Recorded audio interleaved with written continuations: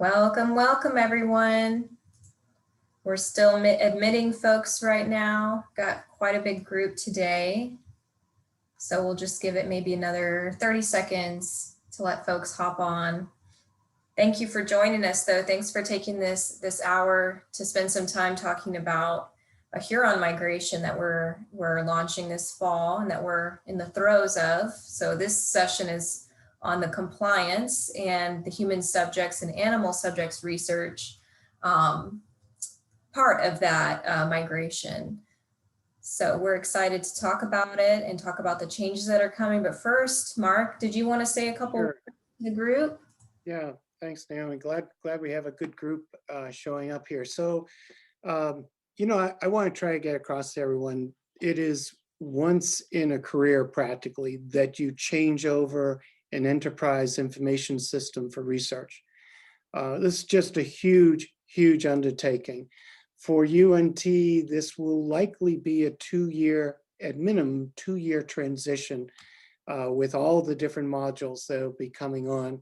And of course, you've already been introduced to the grants module. This is intended as an introduction to a couple of the compliance modules. But all total, there are a whole series of modules that are included in this. And so a lot of things that will have to be worked out over the next couple of years in terms of this process. But we're excited because it really sets the agenda for technology and a technology partner, in this case, Huron, for us essentially for the next decade. And it was a big call, big decision, and not cheap either, big investment. The other thing is this is system-wide across all 3 campuses. There's just a universal migration to this. And to be fair, I think Jamie and others would agree, this is taking a little bit of conversation. We're trying to work out how we're going to do this and work as a system, not always the easiest. So there'll be bumps in the road as we go through this, but we're also very hopeful that this will streamline and make things work better. It's not going to be perfect. We already know that. Just seeing some of the modules, we just know that it's not as good as what we would like to see in places. But overall, we really do think this is a smart move and will get us into a better position. So back to you, Naomi. Thanks, Mark. So with that, Jamie, and she's our associate or assistant VP of integrity and compliance, that department and all of the sub-departments that are under her. So if you would like to just introduce yourself and your team and just take it from here, that'd be great. Sure, thank you, Naomi. So today we'll give you a brief overview of the new compliance systems that will be implemented in the coming months. And this on your screen is a view of our team. I'm Jamie Pino, and we have Megan Sabatino, who is our research compliance manager. We have RJ Jalilian, who is our senior research compliance analyst, who helps with our IRB program. Autumn Pinkard is our senior research compliance analyst who oversees our our IACUC program. And then we have Amanda Anaya, who assists us with administrative tasks. And then Hannah Snowberger, who is our research compliance analyst, who also is our triage coordinator, as well as our helps us with our IRB program. So those are the individuals. That's our team that's going to be implementing the modules. And I believe the next slide is, let's see, yes. So in an overview, what our research integrity and compliance department in our unit does, research with animals, which is IACUC, our IRB, human subjects. We have our COI program, conflict of interest. We have our export control program, our RCR program, responsible conduct of research. And then we have international affiliations and visiting scholars program as well. So out of all of that we manage, on the next slide, we'll show you exactly what will be in the Huron system. And that is our IACUC program, our IRB program, and COI. We're currently in the phase of implementing our IACUC program.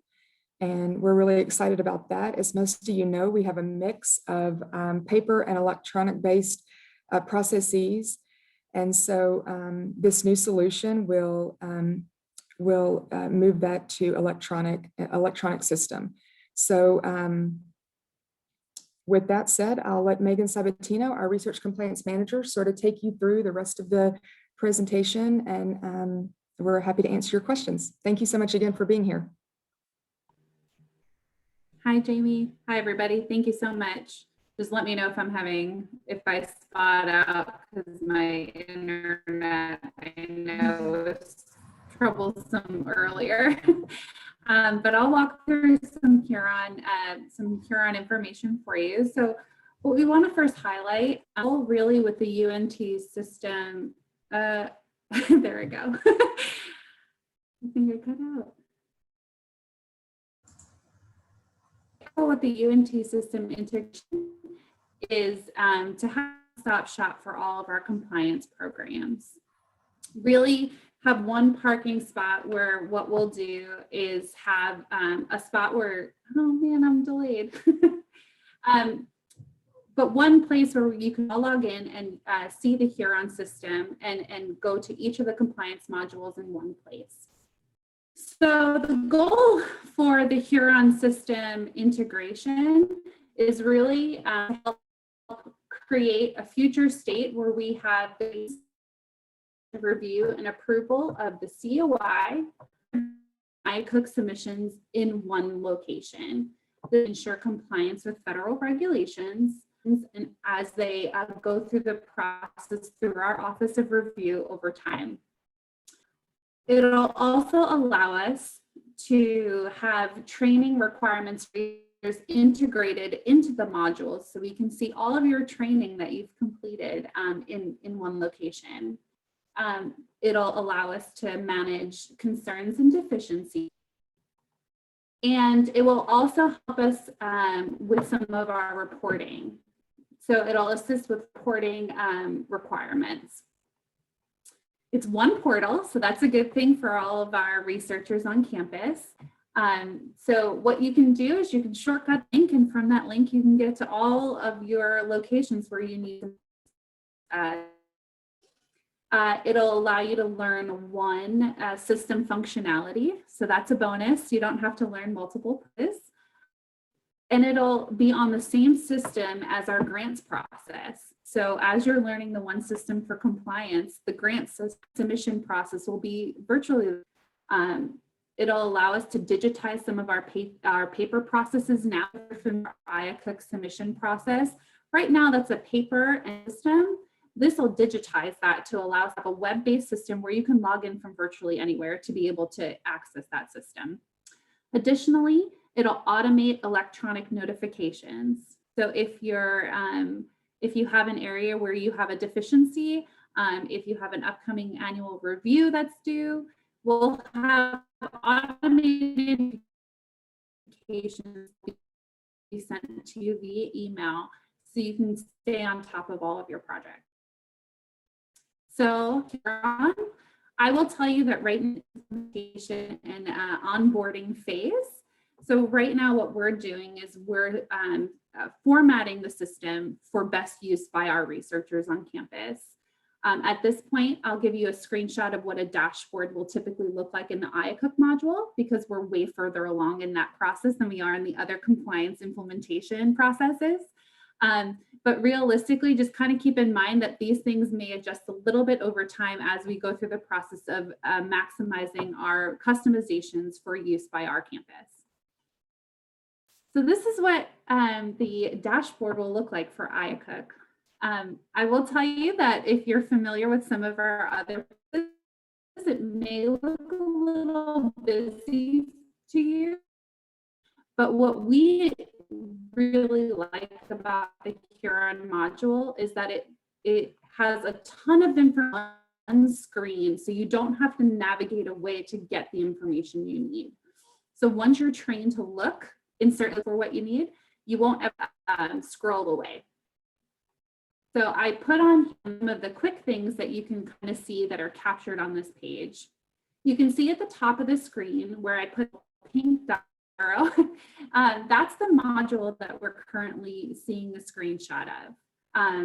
The module right now that it's clicked on is iCook, but you can see how you can click from iCook to grants and back again without having to log out and log back in.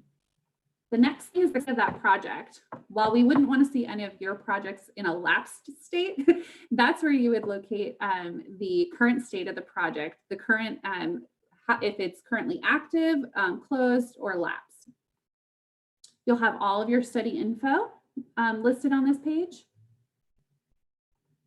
You'll also have some actions on the left-hand side. That's where you as a researcher will be able to take actions such as adding comments to your application, assigning new staff, updating animal use, updating IRB things, creating amendments. So that's the left-hand side navigation, similar to our CAIUS processes. On the left-hand side, you'll have a navigation pane that allows you to take action on your project. You'll see this, I think this visual representation is really helpful. Something that we're missing in a lot of other locations and modules and submissions that we do. That little visual depiction will allow you to see where your project and submission is at in the process.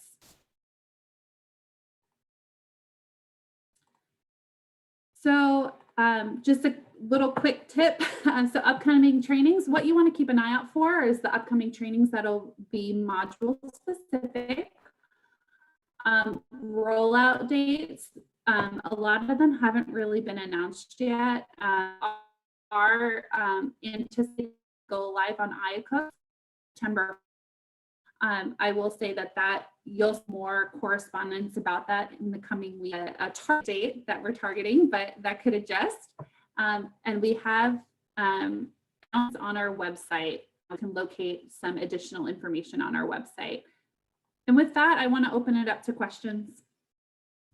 And sorry about my internet connectivity problems. Thanks, Megan. And thanks for pointing out that we are definitely still in the customization phase of things. So these two information sessions were really to just let the researchers in our community know this is coming, this is what's coming. And this is the first time I've actually seen sort of visually what these portals might look like. But we're going to be here to train you every step of the way, both the associate deans of research, the deans on the reviewer side of things, to the researchers, to students. So we're really going to break these trainings out per user group. And we'll have not only online modules, but we will have tutorial videos and of course, one-on-one sessions with each one of you. So we're hoping to make this a very smooth transition, and it will have a lot more capability. Do we have any immediate questions? I have a question. Based on what we've seen from CAIUS, what would be the one or two big changes that we're excited about for the compliance portals? Maybe Jamie, you can answer that. Yeah, so we're actually excited about quite a few things, but I would think one of the most exciting things that I guess I can point out here is that from an overview, from a high level perspective, we're going to be so excited that our researchers have a one-stop shop and they do not have to balance or log into several different systems. And so that was sort of the goal. And that's what I could say would be the most exciting part for us. And because it really truly impacts the researchers and their ability to streamline processes. To add to that, Jamie, if you, the other thing is as you balance multiple systems and multiple processes, the good thing about this system too is that with the one-stop shop, we can streamline your training in that as you route submissions through the system, the process is going to look kind of the same across each compliance module, because familiar ones for processes. Yeah. So that's a big bonus. Yeah, Megan, that's a great point. I mean, the format, whether you're in IRB, iCook, institutional biosafety, this is all going to be a comfortable look and feel, a seamlessness that that I think is really going to make a difference. Also, if you notice down the bottom, you're looking at activity date, timestamp. We're going to have a much more robust monitoring of what is the current status of your protocol request, your protocol review. And that's just huge. And it's going to be transparent, simply going to be sitting there.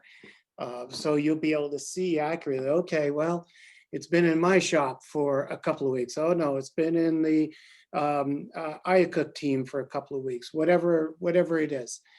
You'll be able to see that in terms of the time.